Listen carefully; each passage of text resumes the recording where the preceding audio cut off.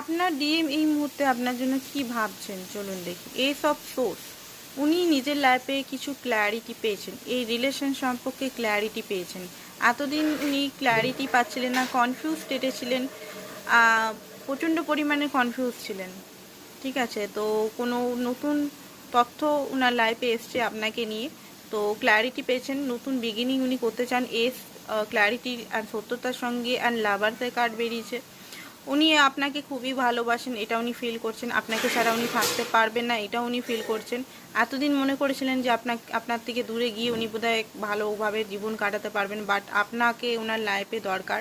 নিজের চাহিদা, নিজের পিসফুলের জন্য। অ্যান্ড রিলেশনটা একটা লাভিং রিলেশন, এটা কোনো স্বার্থ বা এটা কোনো সিচুয়েশনশিপ বা এটা কোনো নর্মাল রিলেশন নয়, এটা একটা কানেকশন, এটা উনি বুঝতে পারছেন। এই কানেকশন থেকে আপনারা দুজন কোনো গ্রোথ করতে পারবেন নিজেদেরই। তো প্রচণ্ডভাবে মিসিং